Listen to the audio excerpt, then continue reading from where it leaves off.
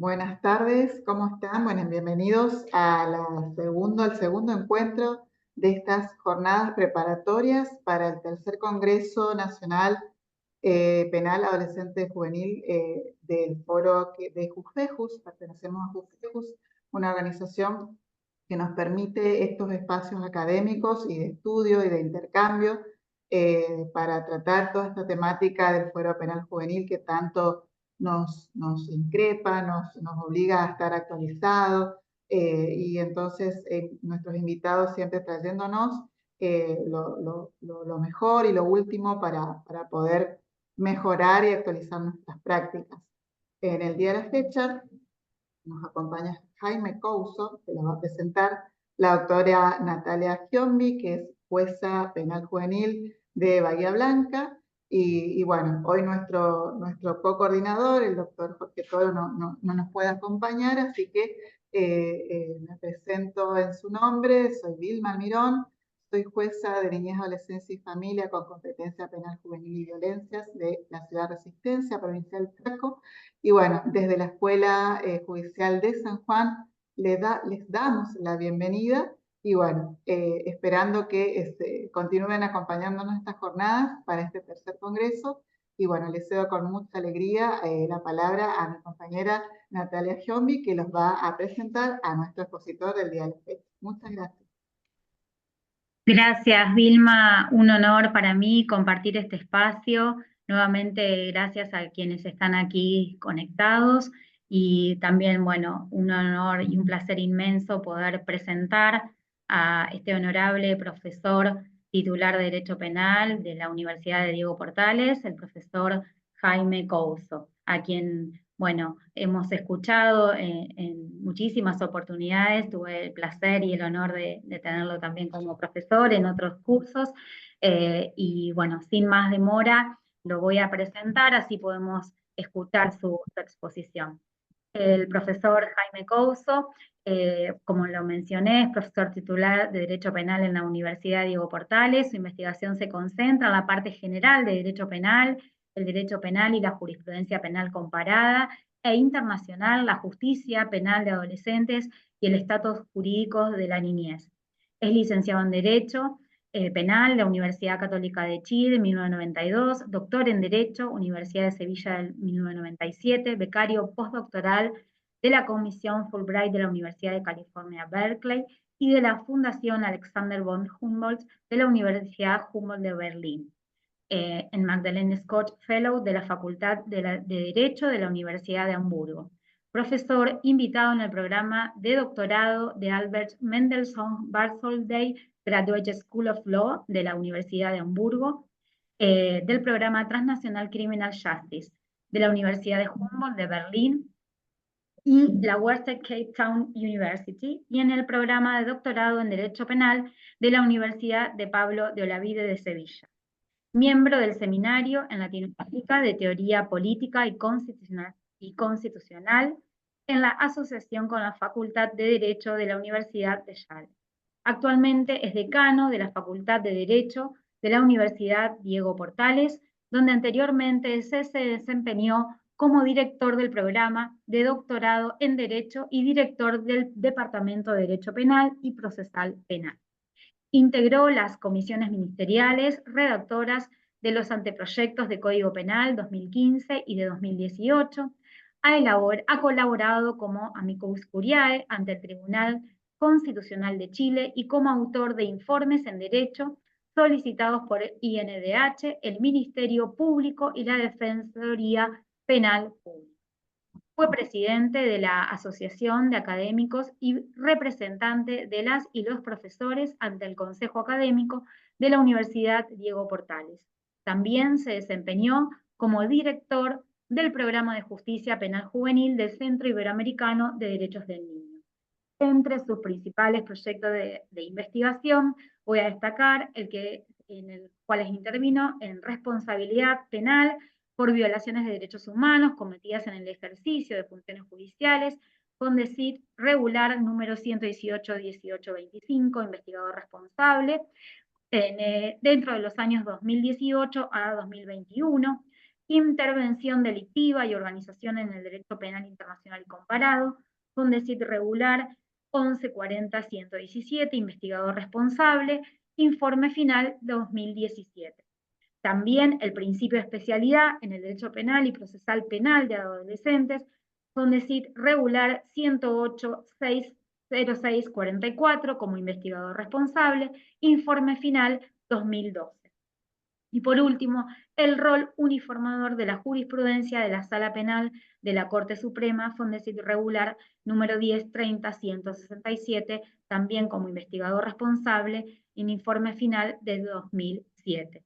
Y obviamente debo destacar que el profesor Jaime Couso es personalmente, y también como muchos de nuestros colegas, obviamente a una persona que citamos, en numerosas resoluciones, así que para nosotros, vuelvo a reiterar, es un honor tenerlo aquí, la segunda conferencia preparatoria del Congreso que celebraremos en San Juan. Un honor, profesor, lo escuchamos muy atentamente.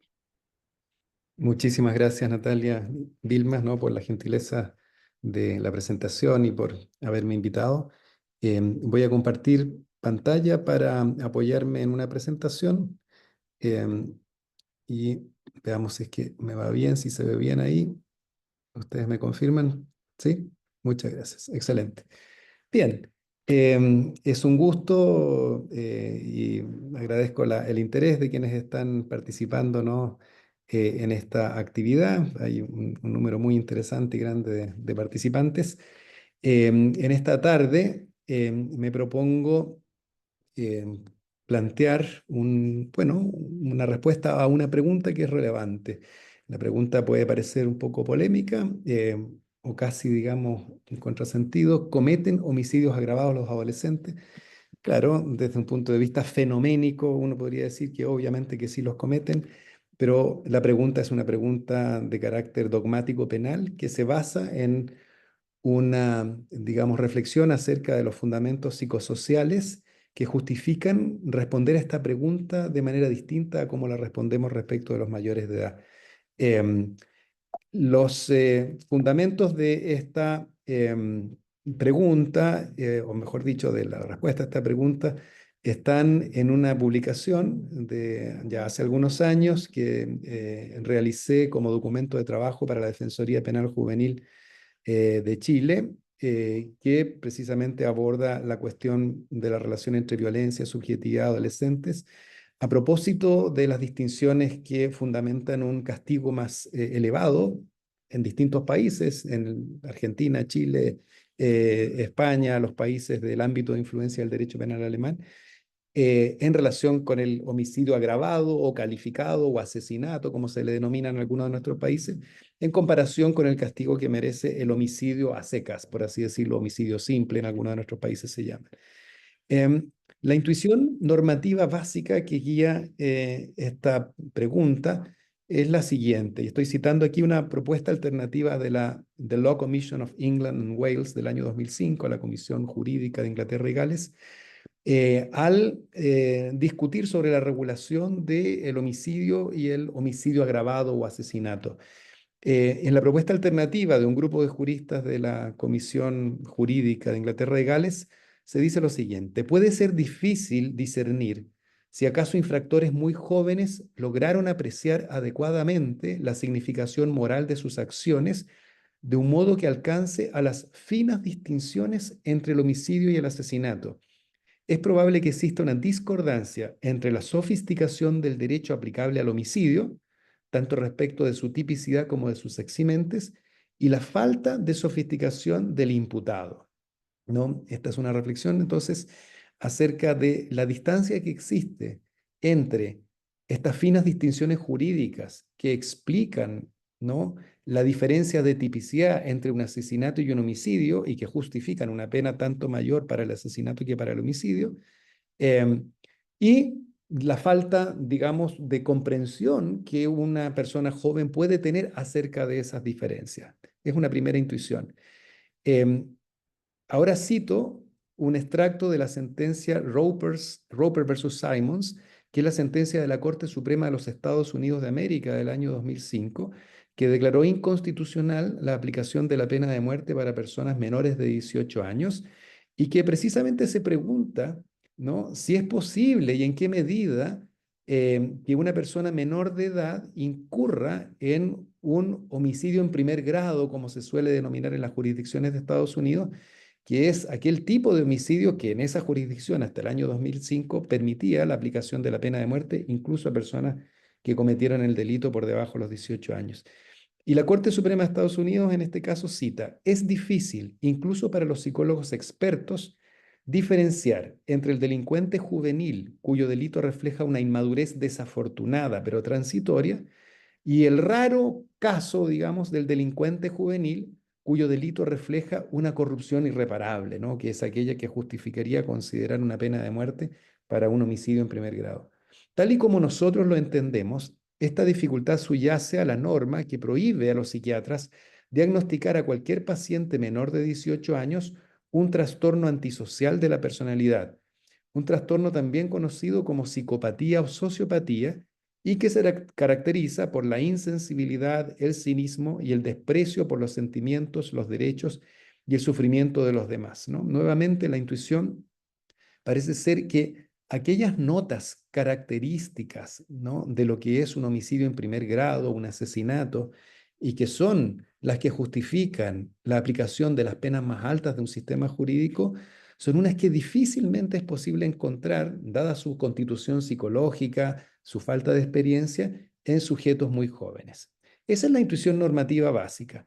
Lo que vamos a examinar en los próximos minutos es en qué medida, ¿no?, esa intuición normativa se apoya en los conocimientos de la psicología y la psiquiatría contemporáneas, y luego, bueno, en qué medida estos conocimientos de psicología y psiquiatría de adolescentes, de los adolescentes, se dejan interpretar como unas razones para normativamente, ¿no?, ser extremadamente cuidadosos a la hora de afirmar que un menor de edad ha cometido un homicidio agravado, ¿no? Entonces va a tener dos partes mi exposición. La primera dedicada a los fundamentos psicológicos y brevemente ciertos fundamentos psicosociales, y la segunda a el análisis, por así decirlo, dogmático penal de las consecuencias que estos conocimientos de psicología y de antecedentes psicosociales deben tener a la hora de preguntarnos si un adolescente puede cometer y en qué casos un homicidio agravado. Naturalmente que sobre la primera parte yo soy un lector atento, pero no un especialista, no soy psicólogo ni psiquiatra, y por lo tanto voy a dar cuenta del resultado de esta lectura atenta que he debido hacer sobre la literatura, ¿no?, digamos, más actual, de aquella que está disponible para el debate jurídico penal sobre psicología y psiquiatría de adolescentes. Y luego sobre la segunda parte, naturalmente me apoyo en mi mayor expertise en materias penales, doctrinales y dogmático-penales. Sobre los fundamentos psicológicos, desde el punto de vista de los estudios de psicología evolutiva, cito un estudio bastante famoso de Steinberg y Scott del año 2003, porque es el estudio que utilizó la Corte Suprema de los Estados Unidos precisamente para afirmar la inconstitucionalidad de la pena de muerte aplicable a los menores de edad el año 2005, ¿no? Encargó un estudio a la Asociación Americana de Psiquiatría que fue precisamente preparado por Steinberg y Scott. Y los resultados sintéticamente de este estudio, que fue el que tuvo en cuenta la Corte Suprema de Estados Unidos, son los siguientes.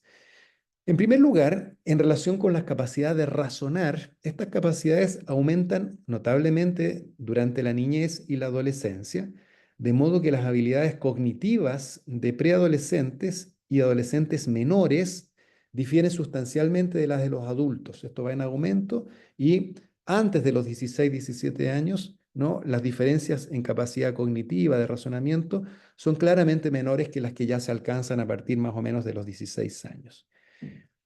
Sin embargo, bueno, y precisamente entonces a mitad de la adolescencia, 16, 17 años, los adolescentes tendrían una capacidad de comprensión y razonamiento similar a la de los adultos, y eso tiene consecuencias, por ejemplo, para decisiones jurídicas como las que la propia Corte Suprema de Estados Unidos adoptó en relación con la autonomía reproductiva, cuando predicó respecto de chicas menores de edad, ¿no?, desde edades anteriores a los 18 años, la capacidad para tomar la decisión, por ejemplo, de la terminación anticipada del embarazo.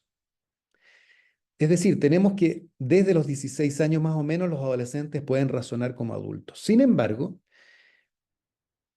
en paralelo a la capacidad de razonar, la capacidad de juicio, que es algo bien distinto, es decir, la capacidad para decidir bien en lo que denomina este estudio real world settings, es decir, en el mundo real, en escenarios de la vida real y no en escenarios hipotéticos de una conversación tranquila, de una evaluación sobre capacidades de juicio. Esa capacidad es bastante distinta en relación con los adolescentes, cuando se trata de decisiones graves para su vida, bajo estrés y en contextos desestructurados, donde debe recurrirse a la experiencia personal, al conocimiento, la intuición. Esa capacidad es distinta, es menor a la de los adultos, ¿no? Tenemos adolescentes que desde los 16 años razonan como adultos, pero que no toman decisiones, ¿no?, en el mundo real razonables con capacidad de juicio todavía a los 16 años.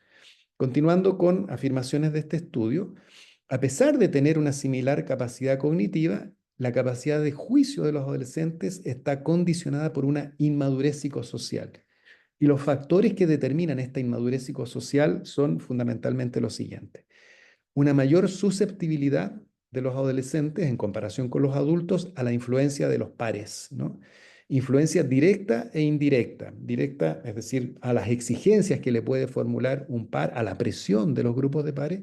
Indirecta más bien es la reacción que un adolescente tiene ante la expectativa que cree que los pares formulan respecto de él, ¿no? La imagen que quiere proyectar en sus grupos de pares.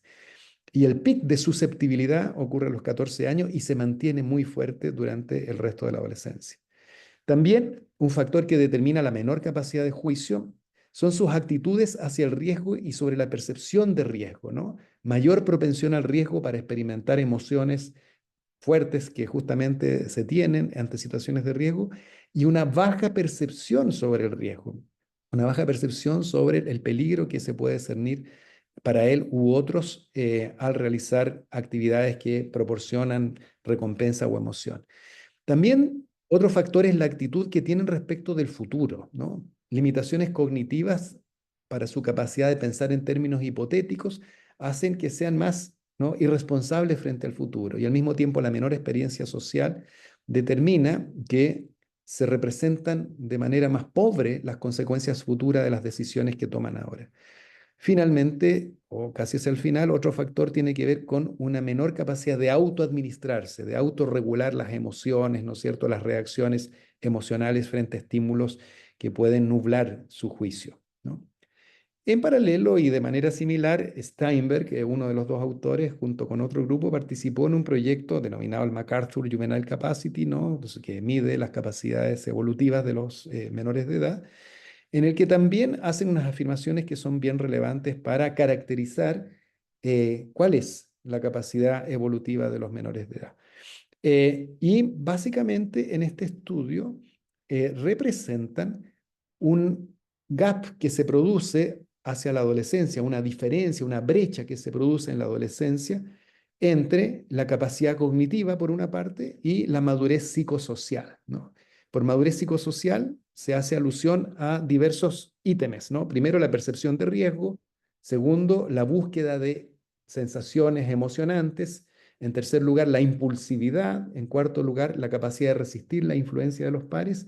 Y en quinto lugar, la capacidad de mirar al futuro, ¿no?, y de, digamos, prever las consecuencias futuras de conductas actuales.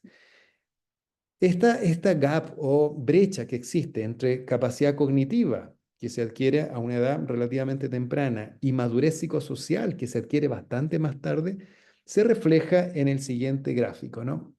Perdón, el siguiente gráfico da cuenta de cuál es el porcentaje de adolescentes que alcanza un puntaje en capacidades cognitivas por una parte y en madurez psicosocial por la otra, similar a la de un adulto de 26 o 30 años, ¿no?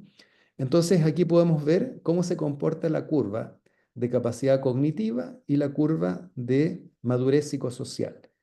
Por una parte, vemos que la capacidad cognitiva aumenta de manera notable desde los 10, 11 años y particularmente de los 12, 13 años, para alcanzar hacia los 16 o 17 años un nivel de desarrollo cognitivo prácticamente equivalente al del promedio de un adulto, si ustedes se fijan. Luego el ascenso es más lento, digamos, pero ya a los 16, 17 años, como veíamos antes, un adolescente prácticamente tiene la capacidad cognitiva del promedio de los adultos de 26, 30 años. En cambio, esos mismos adolescentes que pueden sorprender en digamos, contexto racional y frío, libre de emociones, por su capacidad para expresarse y razonar como un adulto, desde el punto de vista de madurez, están muy por debajo de la media de los adultos. Entre los 10 años y los 15 prácticamente no aumenta su madurez, incluso hay un leve descenso. Entre los 14 y los 16 años hay un leve aumento. Entre los 16 y los 19, 20 años se mantiene completamente plano, ¿no? Y muy lejos de la capacidad cognitiva que esos mismos adolescentes tienen. Recién hacia los 19 años comienza un aumento en capacidad de madurez y la curva más, digamos, pronunciada se aprecia desde los 22 años en adelante, ¿no? Entonces tenemos adolescentes que pueden aparentar ser personas razonables y maduras como un adulto y que desde el punto de vista, en cambio, de su capacidad de madurez psicosocial, de tomar decisiones juiciosas en contextos complejos, ¿no? De tener autonomía de juicio, libre de la presión de pares, realmente son sujetos todavía muy inmaduros. Siguiendo con los fundamentos psicológicos, un aporte especial a la discusión sobre la capacidad evolutiva de los adolescentes es el que realizan las neurociencias, ¿no? Particularmente desde que hay evidencias por el progreso de la imagenología, ¿no? Es decir, del estudio, ¿no? del cerebro y de la manera en que opera el cerebro en relación con capacidades cognitivas y con, digamos, capacidades de control de las emociones. Estas evidencias imagenológicas dan cuenta de nuevo de la brecha entre el razonamiento lógico y los factores psicosociales que determinan cuál es la actitud de los adolescentes frente a los riesgos, ¿no? Particularmente, el estudio de las neurociencias explica mejor cómo se produce esta brecha entre adolescentes con capacidad de razonamiento, pero al mismo tiempo con baja capacidad de juicio en relación con conductas de riesgo, ¿no? La mayor disposición al riesgo en la adolescencia, de acuerdo con Steinberg, es producto de la interacción de dos redes cerebrales distintas que se comportan de manera muy distinta cuando se estudia desde el punto de vista de las neurociencias. Por una parte, la red socioemocional es especialmente sensible a los estímulos sociales y emocionales y es muy importante para el procesamiento de este sentimiento de recompensa, ¿no? en las regiones internas del cerebro, que tienen que ver con la búsqueda de satisfacción, ¿no? de la búsqueda de sentimientos de autoestima. Y es una red muy distinta a la denominada red de control cognitivo, que está al servicio de funciones ejecutivas, que son las que permiten planificar el comportamiento, pensar de manera anticipada y autorregular las emociones. Esa red madura progresivamente, como vimos en el gráfico anterior, de manera lenta, hacia la adultez y se desarrolla en las regiones exteriores del cerebro, particularmente, ¿no? en la corteza frontal y parietal. Y cuando la red socioemocional no está altamente activada, es decir, cuando una persona está tranquila, no está sujeta a presiones, no está sujeta a un contexto que le parece agresivo o amenazante, la red de control cognitivo, explica Steinberg, es suficientemente fuerte para imponer control regulatorio sobre el comportamiento impulsivo y arriesgado, incluso en la adolescencia temprana, ¿no? En cambio, en la presencia de grupos de pares o bajo condiciones de alta excitación emocional, la red socioemocional se activa lo suficiente para disminuir la eficacia regulatoria de la red de control cognitivo. Son adolescentes que pierden el control en gran medida sobre su propio comportamiento por el nivel de excitación que produce en sujetos inmaduros la presión de los pares, contextos amenazantes o la sensación de experimentación con el riesgo, ¿no? En otro estudio de Oliva y Antolín, también en el ámbito de las neurociencias, se complejiza el análisis de estas dos redes y se propone un modelo triádico con 3 sistemas distintos en lugar de 2. y se explica el comportamiento adolescente en relación con el desequilibrio que se produce entre estos tres sistemas cerebrales. El primero es este sistema aproximativo de recompensa que determina la experimentación, las ganas de, digamos, explorar con los límites, ¿no? De buscar emociones fuertes. Por otro lado, el sistema evitativo, que es un sistema también de carácter emocional, pero que más bien hace que el adolescente se repliegue frente a sensaciones de dolor, ¿no? O de amenaza. Y el sistema regulatorio del que ya hemos hablado, que es el que permite planificar el propio comportamiento, controlar los impulsos, etc. La toma de decisiones sesgada en un adolescente se produce porque hay un sistema aproximativo de recompensa muy fortalecido, ¿no? Búsqueda de emociones, de autosatisfacción, de la afirmación de la propia identidad y del propio estatus, ¿no? De la autoestima, y unos sistemas evitativos, ¿no? Y regulatorios que son inmaduros todavía o están debilitados. Ese es el modelo triádico que explica el comportamiento particularmente agresivo o violento de los adolescentes en la explicación de Oliva y Antolín. Dejando por un momento ahora el análisis de psicología evolutiva y de neurociencias, otra, digamos, vertiente para la explicación del comportamiento violento de los adolescentes tiene que ver con un análisis más bien de carácter psicosocial. Voy a ir un poco rápido con esto, ¿no? Ya voy a dar las referencias sobre dónde se puede profundizar. Pero hay un estudio muy interesante de Fagan sobre la identidad violenta como un asunto de estatus y sobrevivencia en contextos urbanos, particularmente, digamos, influidos por la violencia urbana, ¿no? Y que probablemente son contextos que explican parte importante de los delitos violentos que llegan a los tribunales también en ciudades, digamos, de América Latina. En estos contextos especialmente violentos, que no necesariamente son contextos, claro, de crimen organizado, sino pueden ser simplemente de violencia urbana juvenil, eh, la, digamos, el comportamiento adolescente o juvenil está determinado en gran medida por lo que se denomina los códigos de la calle.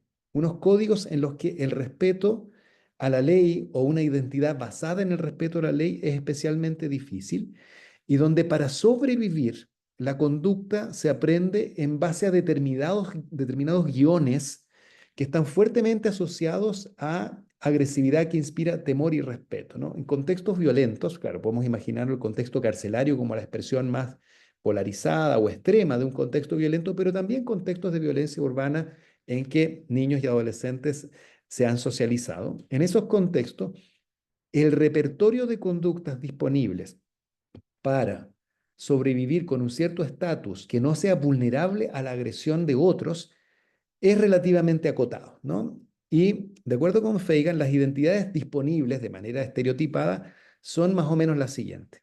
La identidad más extrema es la identidad salvaje, ¿no?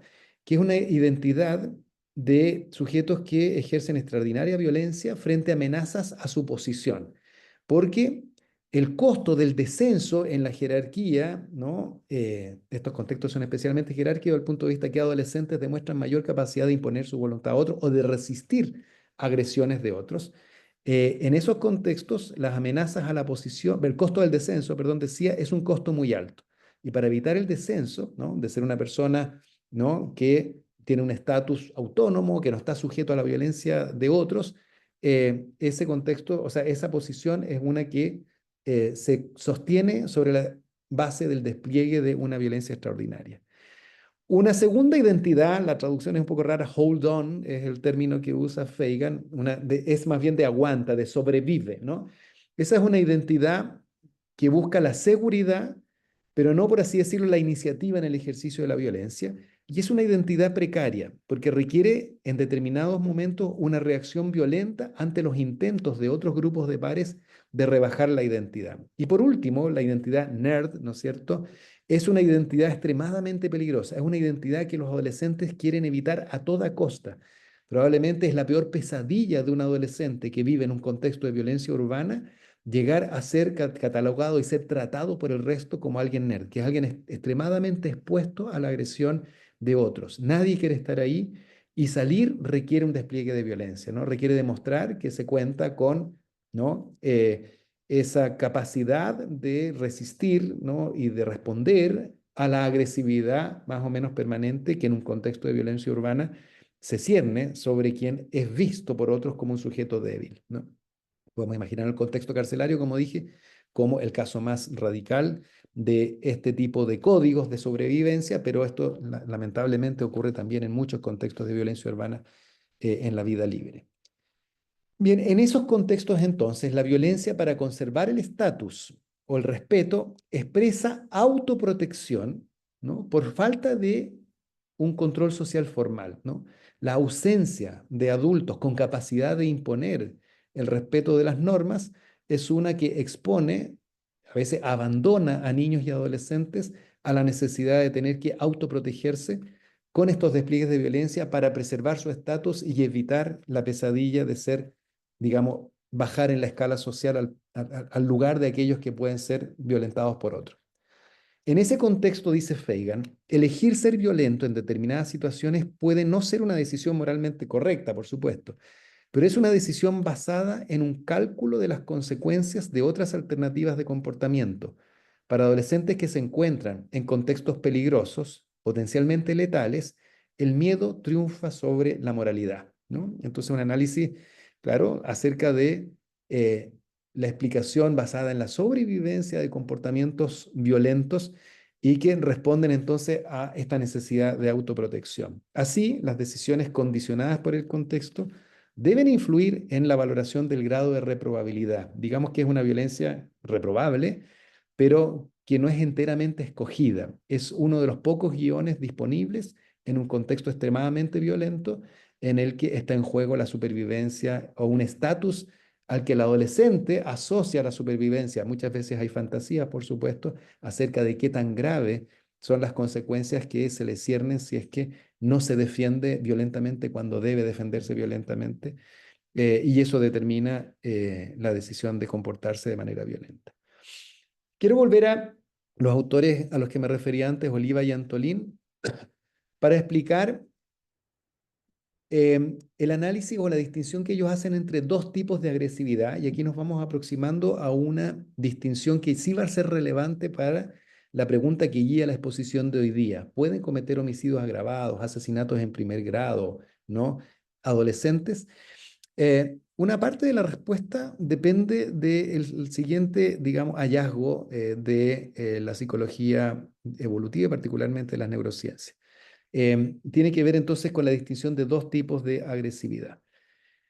Un primer tipo de agresividad es la que denominan Oliva y Antolín la agresividad reactiva, ¿no? Que es la que se genera precisamente en el, digamos, sistema límbico de las emociones, digámoslo así, de las emociones fuertes, ¿no?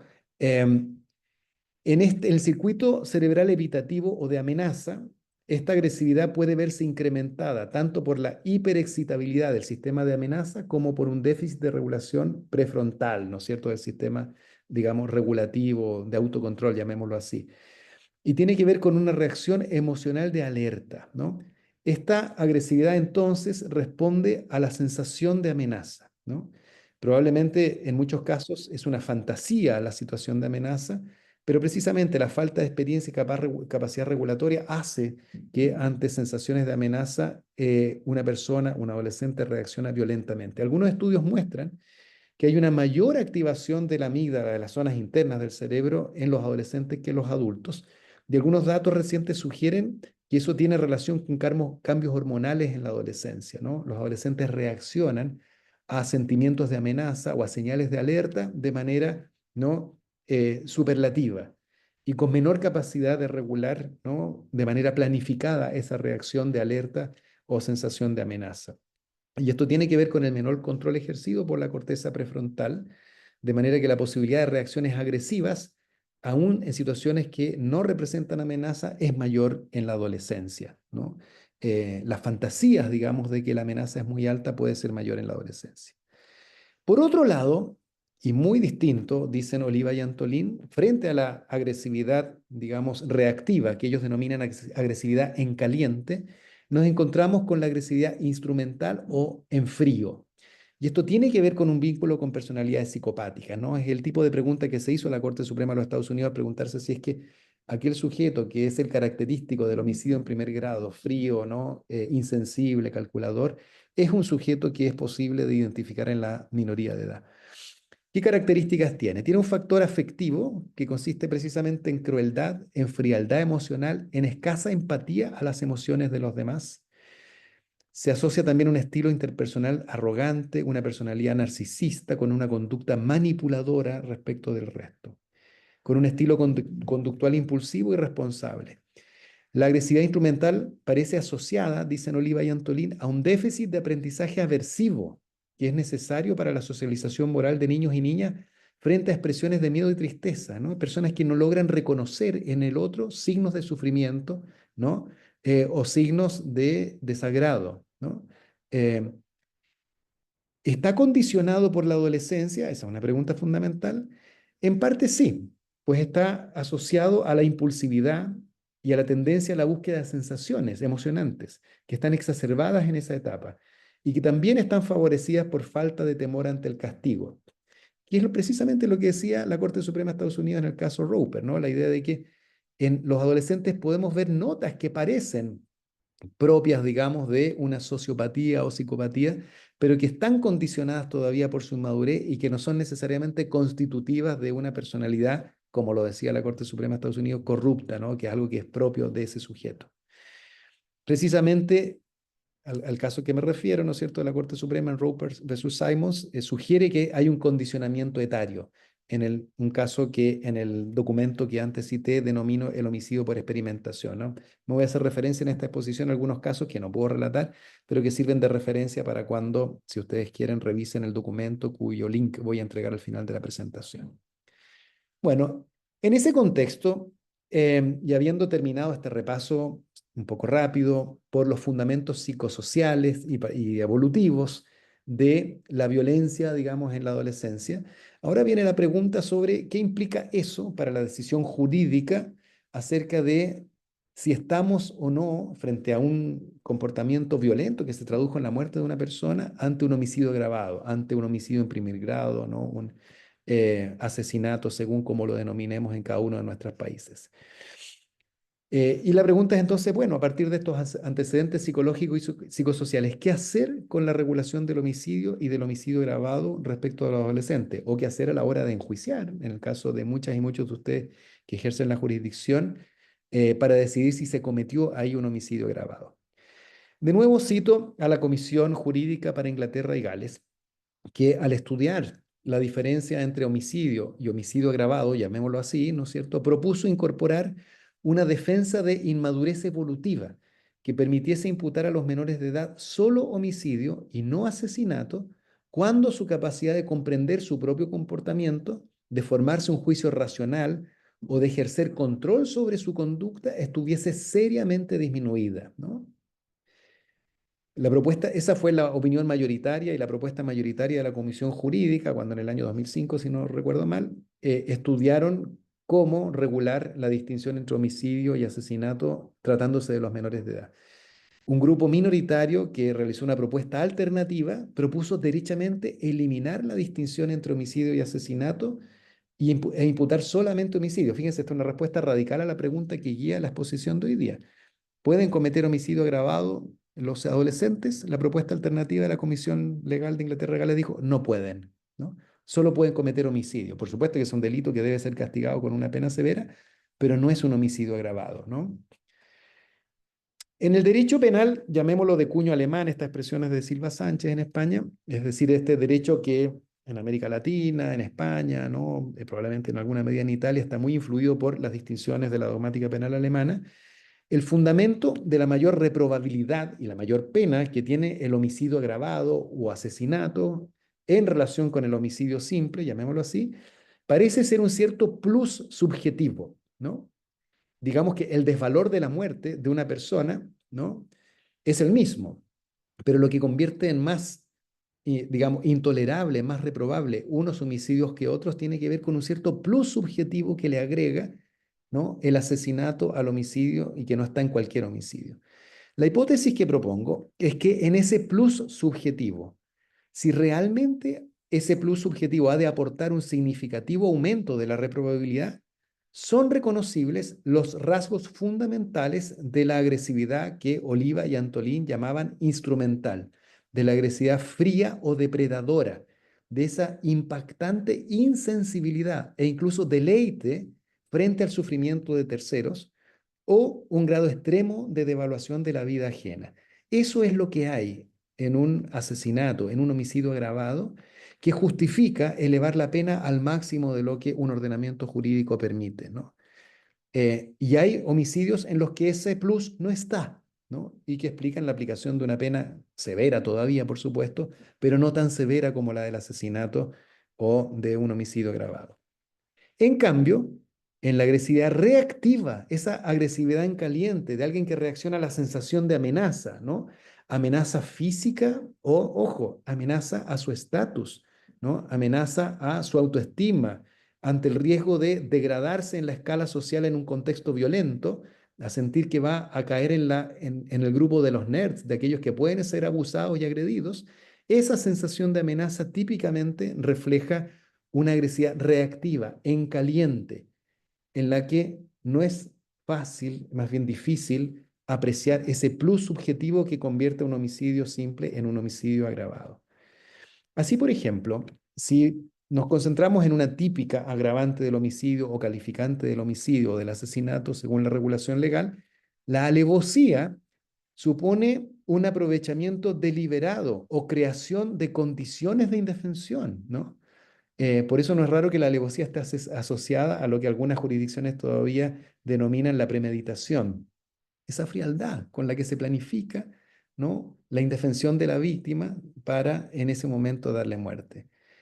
No se da, en cambio, esta es una decisión, esa sigla es del Tribunal Supremo Federal Alemán, ¿no?, una decisión del 2014, no se da la alevosía en lo que se denomina el Augenblicktat, el hecho instantáneo, en ese hecho reactivo, ¿no?, en que de manera, digamos, precisamente en caliente, un adolescente da muerte a otra persona, no hay alevosía, ¿no? Por más que la víctima haya estado indefensa, ¿no? Una cosa es planificar deliberadamente la indefensión de la víctima, otra es reaccionar en caliente a un estímulo imaginado o real, ¿no?, emocional o físico, que genera sensación de amenaza o de grave ofensa a la autoestima, pero sin que se haya buscado esa indefensión, ¿no? Por otro lado, el ensañamiento o la crueldad, que es otra característica en varias jurisdicciones considerada como, digamos, propia del homicidio agravado, eso supone lo que alguna doctrina denomina un lujo de males, un desdoblamiento de la voluntad, que se propone tanto dar muerte como aumentar el dolor del ofendido, con dos objetivos, incluso competitivos a veces, ¿no? En el sentido de que no se da muerte de manera rápida y eficaz, se demora la muerte buscando provocar más sufrimiento. Esa crueldad, ese lujo de males, ¿no? Supone un plus subjetivo que es propio de un hecho perversamente sofisticado, ¿no?, de alguien que planifica la muerte de una manera lenta y dolorosa. Más difícilmente en un hecho reactivo de violencia en caliente, agresividad en caliente. Los motivos discriminatorios, ¿no?, de distinto tipo, que suelen ser considerados en los últimos 10 años en varias jurisdicciones, legislaciones, como un motivo que agrava el homicidio y lo convierte en un asesinato, suponen que esas características de la víctima determinaron al autor a decidir la agresión, ¿no? Digamos, son hechos que están presididos por la discriminación a ciertas personas, ¿no? Y puede confundir que un adolescente que realiza un homicidio, comete un homicidio de manera reactiva, violenta, en caliente, haya proferido un insulto a la víctima que alude a la discriminación, pero que no fue realmente la motivación de, digamos, la perversa motivación de la muerte por motivos discriminatorios. Citando aquí a uno de los autores más relevantes en Alemania en este campo, que es el autor del comentario de la ley judicial juvenil alemana, Eisenberg, el más leído, dice que en la esfera de los autores adolescentes y jóvenes adultos, en la gran mayoría de los casos, los delitos tienen lugar sin un plan previo y se presentan como irreflexivos. Y por cierto, también en el caso de homicidio, la irreflexión convive mal, digámoslo así, con las agravantes del homicidio. Las agravantes del homicidio suponen reflexión, ¿no? Suponen una cierta frialdad en la manera de escoger los medios de matar, la víctima que se va a matar, la ocasión para matar. La jurisprudencia alemana entiende que el móvil agravante del homicidio, ¿no? Aquel que convierte el homicidio en un asesinato, Mord en alemán, debe haber sido el motivo dominante en la conciencia de la persona al decidir matar, ¿no? El motivo dominante, ¿no? Ese móvil agravante, el motivo dominante. Si es codicia, si es discriminación, ese tiene que haber sido el motivo. Y se debe rechazar, por lo tanto, la presencia del agravante y castigar solo por homicidio y no por asesinato, si el hecho estuvo suficientemente codeterminado por un motivo distinto. Codeterminado, fíjense, el motivo puede haber estado presente, ¿no? Puede haber habido algo de discriminación, puede haber habido algo de codicia económica, pero si no fue el motivo determinante, porque el hecho estuvo en gran medida codeterminado por otro motivo, la agravante no debe aplicarse.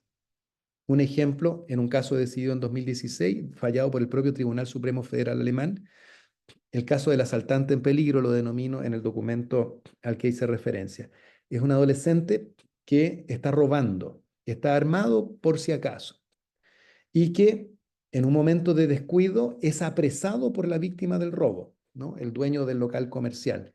Y en ese momento el adolescente es apresado y siente que corre peligro de ser apresado y encarcelado y se defiende con un arma blanca y mata a la víctima, ¿no? Hay homicidio, por supuesto, hay robo, pero la pregunta de si acaso estamos ante un homicidio agravado eh, por codicia, es decir, es el típico robo con homicidio, digámoslo así, ¿no es cierto? En que se mata por codicia, se mata para enriquecerse, digamos, a costa de la vida ajena. O agravado porque el homicidio se cometió con el propósito de posibilitar otro delito, ¿no? La respuesta del Tribunal Supremo Federal Alemán fue que para agravar por cualquiera de esas dos características, codicia o el propósito de posibilitar otro delito, es necesario que cualquiera de esos haya sido el motivo dominante en la conciencia, la principal razón por la cual se mató, y que este adolescente estuvo en una medida muy alta codeterminado por el impulso de fuga, ¿no? El impulso de fuga, su desesperación por ser apresado y por lo tanto muy probablemente terminar en la cárcel fue lo determinante o determinó en una medida tan importante el hecho que la codicia, el querer ganar dinero con el robo o el propósito de posibilitar otro delito, matar para cometer otro delito, no fue el motivo dominante en la conciencia, ¿no? En todos esos casos, además, se exige capacidad de dominio en la calificante, es decir, la capacidad de reconocer y comprender la cualidad que vuelve más grave el hecho, ¿no? Teniendo en cuenta las especificidades condicionadas por la edad y madurez que, dice Eisenberg, tendencialmente deben conducir a negar el elemento de capacidad de dominio sobre el elemento del asesinato con más frecuencia en adolescentes que en adultos, ¿no? Capacidad de dominio quiere decir que la presencia de ese móvil es, por así decirlo, escogida por el autor, ¿no? El autor escoge ser cruel, ¿no? El autor escoge matar por codicia. Reconoce y comprende que esa motivación está en sí mismo. Y eso es mucho más difícil en adolescentes que en adultos, dice Eisenberg, por razones condicionadas por su falta de madurez. En un comentario crítico a una sentencia del Tribunal Supremo, que en este caso sí castigó por homicidio agravado, el propio Eisenberg considera que hay que negar la capacidad de dominio sobre la calificante respecto de los móviles abyectos o viles, ¿no? En Alemania el homicidio se convierte en asesinato cuando el homicidio está inspirado en móviles bajos, ¿no es cierto? Como la discriminación, etcétera. Hay que negarlo cuando el homicidio estuvo presidido por una necesidad de reconocimiento de estatus en el adolescente por sus pares tan excepcional que es prácticamente anormal de manera psicológica y no es explicable. Un adolescente que está tan condicionado por su ansiedad por quedar bien ante los demás, no tiene la capacidad de dominio sobre el móvil abyecto. Por supuesto que es autor de homicidio y merece una pena alta, pero Eisenberg considera que aquí falta el asesinato porque precisamente no tenemos un sujeto capaz de escoger matar por móviles abyectos, ¿no? Está desesperado por su problema de estatus en un contexto de violencia urbana. Feigan nos puede ayudar a comprender, digamos, esta idea de que este es un homicidio más bien en caliente ante el temor, el grave temor de este adolescente de bajar en la escala social. El caso me demoro un poco en explicarlo, pero es un contexto que podemos imaginarnos conocido en los comportamientos agresivos de adolescentes.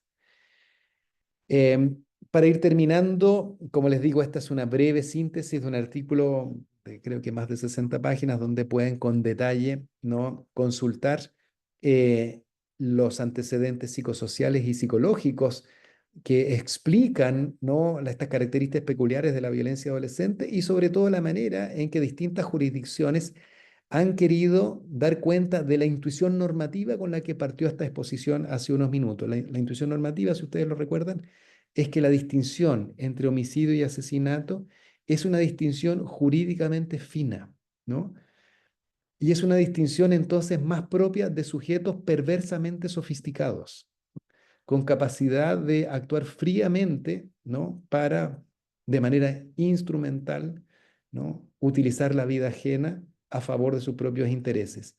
Y esos rasgos rara vez están presentes en adolescentes que actúan mucho más guiados por sus sensaciones de amenaza, por sus búsquedas de emociones, por su falta de capacidad de planificar y de controlar y de regular su propio comportamiento, que son sujetos de homicidio, que merecen un castigo severo por ello, pero que rara vez, de acuerdo con el voto, digamos, de minoría de la Law Commission, nunca, ¿no?, son capaces, en cambio, de expresar este especial desvalor del homicidio calificado, agravado o asesinato. Muchas gracias por su atención. Muchísimas gracias, profesor. La verdad que muy clara su exposición. Bueno, hay algunas preguntas, así que para no demorar, profesor, si le parece, voy a ir haciendo por lo menos las que yo encuentro por aquí. Muy bien. Silvia pregunta si lo que usted mencionaba, lo que usted explicó muy claramente, implica que no a todos los menores de edad puede imputarse un delito grave, teniendo que previamente cualificar cuál es la madurez. En general, ¿cuál sería la edad adecuada para considerarlos imputables? Ya que con lo que usted explicó, dice Silvia, dos menores de la misma edad pueden tener o no la misma madurez para interpretar la consecuencia de un comportamiento antijurídico o antisocial. Y la voy a relacionar porque hay otra pregunta que leía allí con Daniel, que creo que tiene lo mismo, o en síntesis quiere apuntar a lo mismo con la pregunta. Hoy, bueno, particularmente en Argentina, quizás esto que usted explicó se contradice con lo que la sociedad está reclamando. Y la pregunta de Daniel tiene que ver con que si existe un punto de encuentro en estas dos interpretaciones, es decir, interpretaciones, por un lado lo que usted nos explicó y por otro lo que la sociedad está reclamando. Bien, muchas gracias Silvia y Daniel por la pregunta. Vale.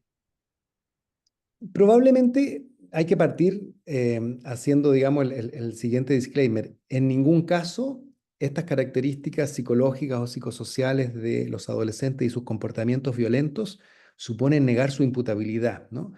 Es verdad que en distintos sistemas jurídicos en América Latina o en los países que están influidos por la dogmática penal de cuño alemán, como la llamé hace un tiempo, claro, el tratamiento del sistema jurídico de responsabilidad de los menores de edad responde de manera diferente a la pregunta de si son imputables o no. Voy a poner un ejemplo abiertamente, ¿no? En mi país, en Chile, ese sistema jurídico especial rige los comportamientos delictuales de personas entre 14 y 18 años, a los que llamamos adolescentes. Bajo, digamos, el lenguaje de la ley y de la doctrina que la ha interpretado, se entiende que ese es un periodo de imputabilidad, son imputables, pero con una responsabilidad distinta a la de los mayores de edad. En otras legislaciones, en cambio, se entiende que ese sistema especial que rige a los menores de edad es un sistema de inimputables, ¿no? Es un sistema de medidas para inimputables. Las diferencias en alguna medida llegan a ser casi más bien de denominación, ¿no? Porque en la práctica estamos reconociendo que se trata de comportamientos que merecen una respuesta, en las que deben tenerse en cuenta finalidades distintas, ¿no? Inspiradas en los instrumentos internacionales de derechos del niño, eh, pero en la que efectivamente la culpabilidad de esos sujetos es relevante, ¿no? Entonces, el primer disclaimer, estamos en todo esto, o sea, yo por lo menos estoy hablando de conductas que merecen una respuesta, ¿no? Y que esa respuesta es una respuesta penal, distinta, por supuesto, a la de los mayores de edad, y no está en juego entonces la inimputabilidad por el hecho de que haya un contexto evolutivo, ¿no? Y un contexto psicosocial que, digamos, explica fenoménicamente, no es que justifica jurídicamente, sino que explica fenoménicamente cómo y por qué se produce la violencia en estos casos y en qué sentido es distinta la forma en que se produce la violencia para sujetos mayores de edad. Entonces, son imputables. ¿Pueden cometer delitos violentos agravados? Bueno, esa es la pregunta y la hipótesis, digamos, que yo propuse, digamos, no es una hipótesis radical o esencialista, ¿no? En el sentido de que es imposible que esté presente alguno de los móviles que agravan un homicidio o un delito violento en un menor de edad, ¿no? No es esencialista. Pero digámoslo así, la hipótesis es que si uno estudia bien desde el punto de vista evolutivo, desde el punto de vista de las neurociencias, desde el punto de vista del estudio psicosocial de la violencia urbana, cómo se producen típicamente los comportamientos violentos de adolescentes, es muy difícil encontrar, digámoslo así, las notas que normativamente justifican esa mayor reprobabilidad del homicidio agravado en comparación con el homicidio simple, ¿no? Digámoslo así. Entonces, no es una afirmación esencialista de que es imposible, ¿no? Y yo entiendo la propuesta alternativa de la Comisión Jurídica de Inglaterra y Gales como una decisión, digamos así, de política jurídica razonable. Dado que es tan difícil, esa distinción mejor ni la hagamos, ¿no? Esa es la propuesta que hacen, ¿no? Castiguemos por homicidio, con una pena que tiene que ser severa, obviamente, ¿no? Es un atentado doloso en contra de la vida ajena, eso hay que castigarlo y la pena debe ser severa. Pero digamos que el homicidio agravado es un agente extraño digamos, en las motivaciones de los adolescentes. ¿Esto contradice el reclamo social? Bueno, probablemente sí, claro que sí, ¿no? El reclamo social es de incrementar la respuesta penal, ¿no? Es un reclamo que expresa de manera comprensible indignación frente a la violencia juvenil y adolescente, ¿no? Y claro, y sin embargo, el reclamo social, bueno, lo sabemos, no es la última medida de nuestras decisiones, digamos, jurídicas, ¿no? Una medida muy importante de nuestras decisiones jurídicas son los criterios de justicia, ¿no? Y los criterios de justicia a la hora de administrar el mayor de los males que administramos como sociedad, que son las penas, ¿no? Hace necesario considerar no solo el daño objetivamente causado, sino también el compromiso subjetivo que un sujeto tuvo con ese daño. Y si bien en todos estos casos estamos hablando de homicidios dolosos, es decir, donde hay compromiso subjetivo con ese atentado mortal, ¿no? Y por lo tanto siempre estamos en el universo de los delitos graves, la distinción entre homicidio y asesinato es una distinción que busca algo más, ¿no? ¿Cuál es ese algo más? Es un algo más que expresa lo más reprobable que la sociedad puede encontrar en un acto homicida. Y lo más reprobable va más allá que matar intencionalmente a otra persona. Es matarlo en unas condiciones que expresan, ¿no? Un nivel de frialdad, ¿no? De desconsideración con la vida ajena, de manipulación de el otro para satisfacer los propios intereses, eh, que los encontramos en los homicidios, en los asesinatos y no en cualquier homicidio, ¿no? Y pero bueno, estoy diciendo algo que no resuelve el problema. Por supuesto que el problema ustedes lo experimentan e incluso en la jurisdicción, pero bueno, afortunadamente la independencia judicial, la imparcialidad de los tribunales, ¿no? Los pone en una posición institucional que es difícil de preservar, yo estoy seguro, pero una posición institucional en la que no deben, ¿no? No tienen la servidumbre, como sí la tienen los parlamentarios, de hacerse eco del reclamo ciudadano, ¿no? El Parlamento tendrá, ¿no? El deber de atender y procesar racionalmente los reclamos ciudadanos. La justicia, para mantener su integridad, se debe a la ley, ¿no? Y a los hechos del caso. Estoy diciendo cosas obvias, disculpen. Y no, en cambio, al clamor popular. Bien, Voy a saltear, si tenemos tiempo, una pregunta muy interesante que hace Natalia Martino, porque hay otras dos más que coinciden y tienen que ver con, después si tenemos un poquito más de tiempo, me gustaría hacer la de Natalia, pero Victoria Romanuti pregunta que, si es posible o qué consideración le merece, profesor, específicamente los homicidios que se imputan cometidos en contextos de violencia de género y aquellos cuya agravante se relaciona al desprecio de vínculos de familia o de pareja. Y era similar pregunta a la que hacía Marcelo Alvarado, diciendo, entonces un adolescente no puede cometer un femicidio. Y después, si hay un tiempito, dejamos para la pregunta de Natalia. Pero esa sería la pregunta. Vale, gracias por la pregunta, es una pregunta súper relevante además. Claro, de las agravantes del homicidio, probablemente las de nuevo cuño, las de nueva generación, ¿no? Y por lo tanto las que tenemos más a flor de piel, las que más nos duelen seguramente porque expresan más nuestras convicciones contemporáneas, probablemente son estas, ¿no? Estas de violencia de género, de discriminación por orientación sexual, em, em, violencia de pareja, etcétera, ¿no? Entonces, por eso yo creo que es un terreno bien, bien relevante y donde, digamos, el esfuerzo de raciocinio moral se ve tensionado, ¿no? Eh, Quiero mantenerme fiel, digamos, a la intuición normativa y a aquello que nos aporta la visión sobre psicología del desarrollo. De nuevo, no esencializo, ¿no? Es posible que un adolescente en su comportamiento homicida, ¿no? O violento, exprese aquellas notas que justifican una mayor penalidad en la violencia de género, en la discriminación de grupos de personas. Eso es posible, creo yo. ¿Cuál es el llamado para quien enjuicia la conducta? Yo creo que el llamado para quien enjuicia la conducta es interesarse seriamente por indagar, digámoslo de manera simplificada, qué pasó por la cabeza de ese adolescente, ¿no? Eh, en casos en que en la tentación ante lo patente y lo atroz de la violencia cometida, del homicidio, es como una rápida reacción de identificación con la víctima y de proclamación del valor, un valor ¿no? que no podemos negar, negado por ese homicidio. Claro, digamos que la llamada de atención de esta intuición normativa es, hagámosle doble clic, ¿no? Permíteme usar esa metáfora, ¿no? Informática, doble clic a qué pasó por la cabeza de este adolescente cuando dio muerte a su pareja, ¿no?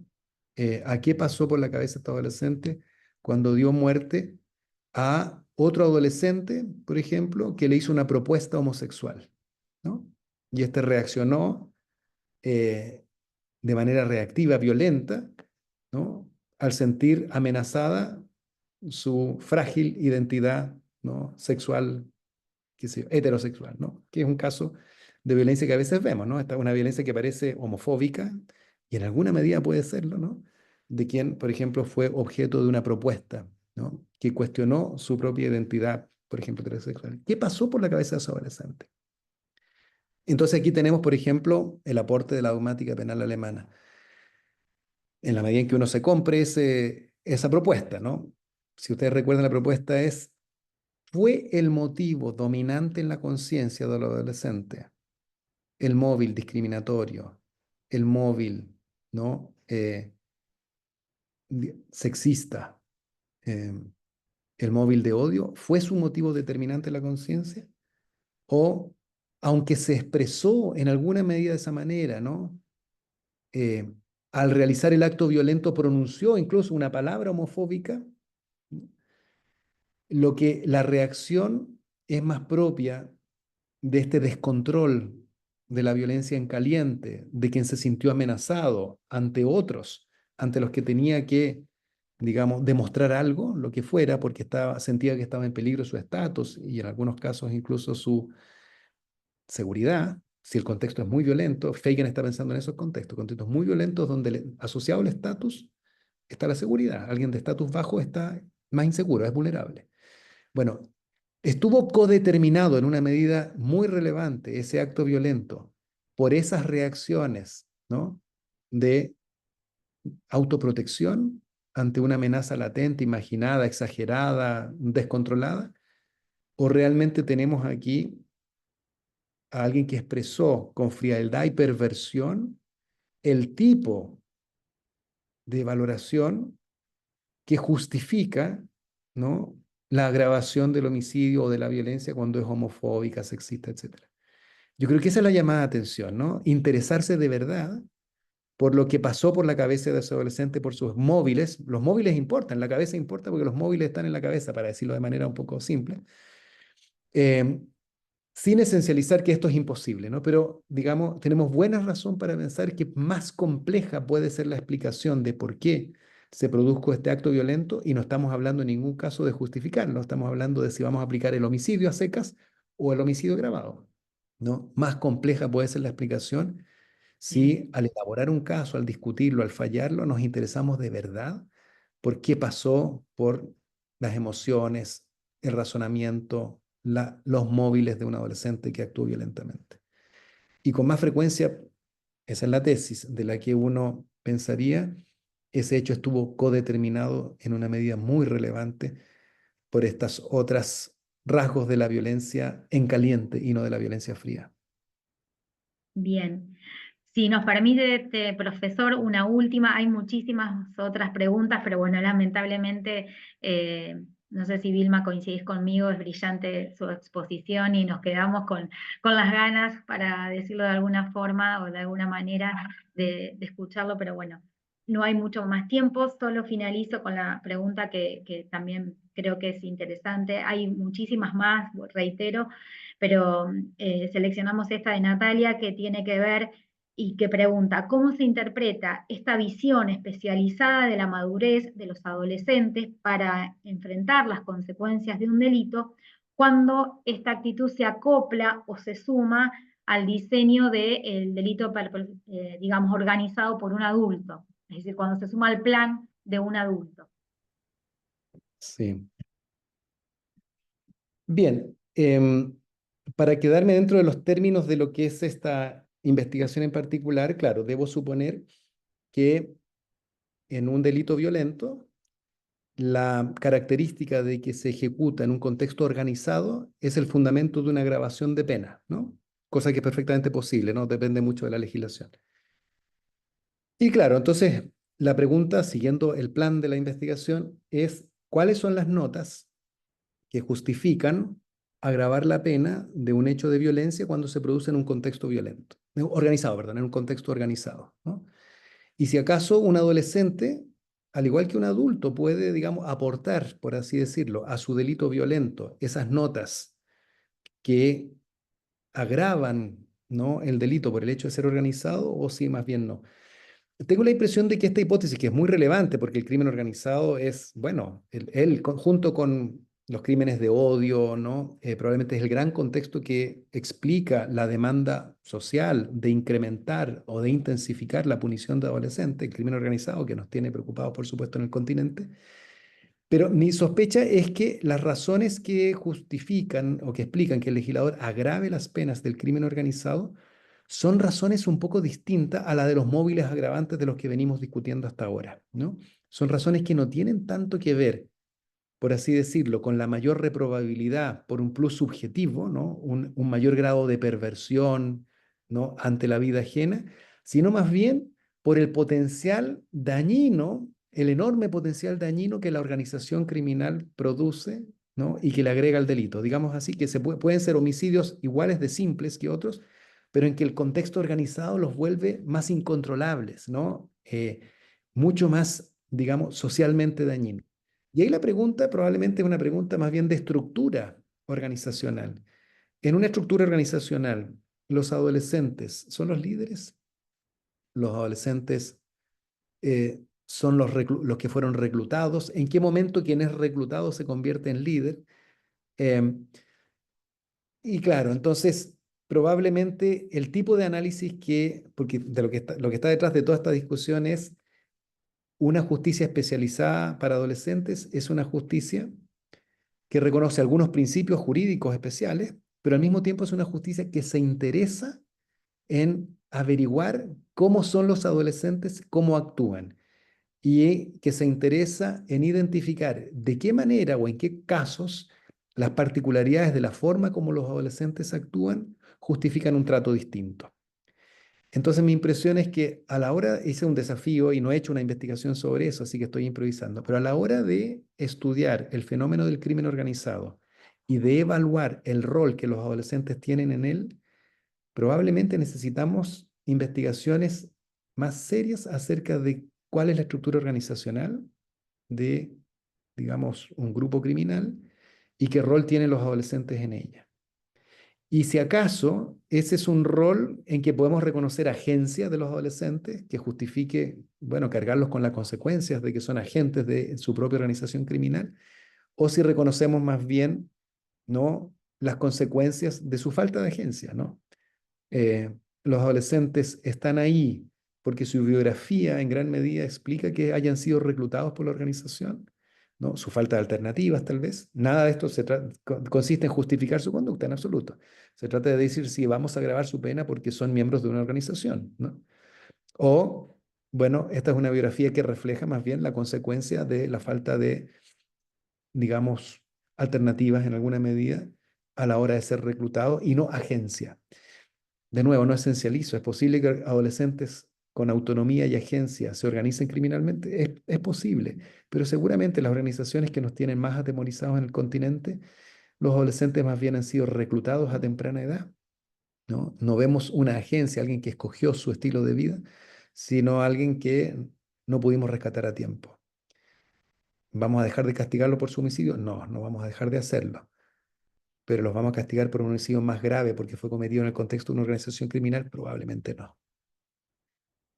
Quizás, profesora, no sé si Ada Luz todavía sigue allí, pero su pregunta tenía que ver, creo yo, con esto que usted está contestando y haciendo a lo cual hace referencia, a este contexto social que va constituyendo también estas subjetividades adolescentes, ¿no? Bueno, no sé, Vilma, creo que hay muchísimas más preguntas, profesor, pero bueno, lamentablemente el tiempo es tirano, También es como un poco más solemos tarde. decir. Sí, así que lo que sí resta solicitarle, profesor, es si, porque creo yo que en la presentación no está el link del estudio. ¿Lo podrá pegar usted en el chat? En el chat, ¿O si no? Yo eso creo que están sí, pidiendo, sí, sí, sí. yo creo que sí, se los puedo pegar ahora mismo. Aquí A vamos ver. al chat.